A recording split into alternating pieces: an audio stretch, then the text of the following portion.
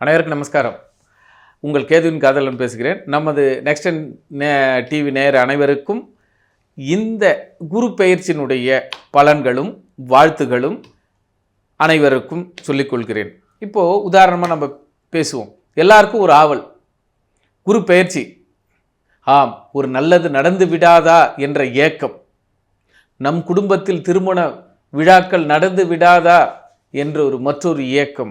ஆக ஏக்கங்களுக்கு ஒரு விடிவு காலமாக இந்த குரு பெயர்ச்சி எப்படி இருக்கும் என்பதை 12 ராசிகளுக்கும் நமது டிவி நேயர்கள் மூலமாக காண்போமா? இப்போ பாருங்க, 2026 குரு பெயர்ச்சி எல்லாருக்கும் ஒரு ஆசைதான். மீனம் மட்டுமேன், ஆசையின் உறைவிடமா, ஆசை இல்லா மறைவிடமா? மீனராசிக்கு 5ல் குரு. பிள்ளைகளால் உபத்திரங்களும் பூர்வீகத்தில் உபத்திரங்களும் வந்தே தீரும். பிள்ளைகள் கவலைகள் உங்களுடைய நெஞ்சத்திலும் சிந்தனையிலும் மாறாமல் ஒரு தடமாக, ஒரு பிரச்சனையாக உருவெடுத்து கொண்டு உங்களுடைய புத்திகளை தடுமாற வைக்கும். கார்கோ பாவனாசின்னு சொல்லுவோம், உச்சகுருன்னு சொல்லுவோம்.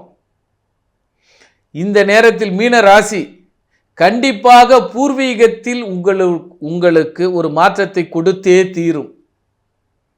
கூட்டு சொத்தா இருந்தா தனித்தனியாக பிரிக்கப்படும்.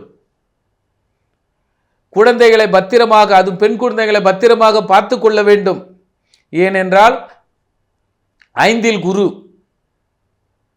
5ல் குரு இருக்கிறவங்களுக்கு புத்தி தான் நல்லா இருக்கும், உடல் ஆரோக்கியம் நல்லா இருக்காது. மனம் ஒரு விதத்தில் பதத்தி கொண்டே இருக்கும்.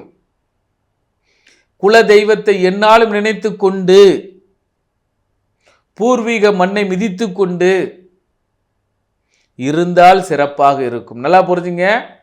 மீனராசி காலபுருஷனுக்கு 12, அந்த அதிபதி குரு 5ல், காலத்திற்கு 4.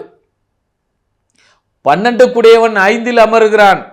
வெளியூர்களில் வெளிநாடுகளில் இருந்து வருகின்ற தெய்வங்களும் குழந்தைகளும் அல்லது நட்புகளும் அறிவுகளும் உங்களை வாழ வைக்கும்.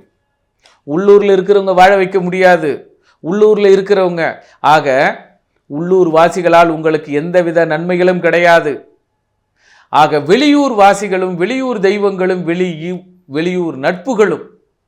இதை ஒரு வரியில் சொன்னோம்னா, தயவு செய்து மீனராசி நேயர்கள் வெளியூருக்கு போயிட்டு ஒரு இரவு தங்கி உங்களுடைய தெய்வத்தையோ உங்களுடைய பிடித்த குருமார்களையோ அல்லது நீங்கள் படித்த பள்ளிக்கூடங்களுக்கோ சென்று கடந்த கால நினைவுகளை இப்பொழுது ஞாபகப்படுத்துங்கள்.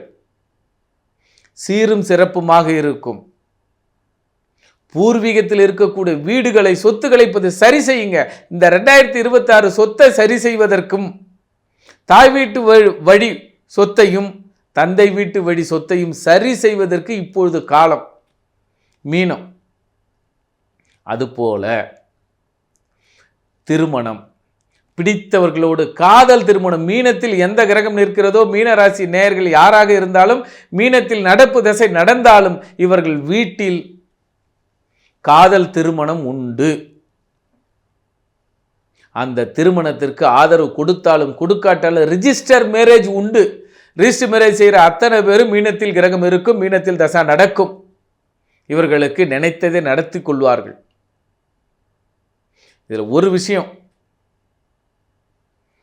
குழந்தை பேர் பெறுவதற்கு ஒரு வாய்ப்புகள் அனைவரும் உண்டு. டெஸ்ட் டியூப் பேபியும் உண்டு, மருத்துவமும் உண்டு. ஆக இந்த மருத்துவத்தில் மிக கவனமுடன் இருங்கள்.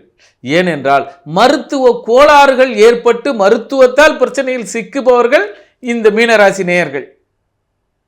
மீனத்தில் எந்த கிரகம் இருந்தாலும் இந்த நோய்க்கு இந்த மாத்திரையா, இந்த மாத்திரை சரியாக இருக்கிறதா, நம் உடலுக்கு ஏற்றுக்கொள்ளுமா ஏற்றுக்கொள்ளாத என்ற கருத்தின்படி மருந்துகளை எடுத்துக்கொள்ளுங்கள். இல்லை என்றால் மருந்து உங்கள் மனதையும் உங்கள் உடலையும் வருத்தியே தீரும். ஆக 2026 மீன ராசிக்கு மருத்துவங்கள் உண்டு. ஆனால் மருந்து மாற்றங்களால் உடல் உபாதைகள் ஏற்பட்டுவிடும். ஆக மருத்துவத்தையும் மருத்துவரை தேர்ந்தெடுத்து இந்த நோய்க்கு இந்த மருந்து என்று எடுத்து விழிப்புடன் செயல்படுங்கள். நன்றி, நமஸ்காரம்.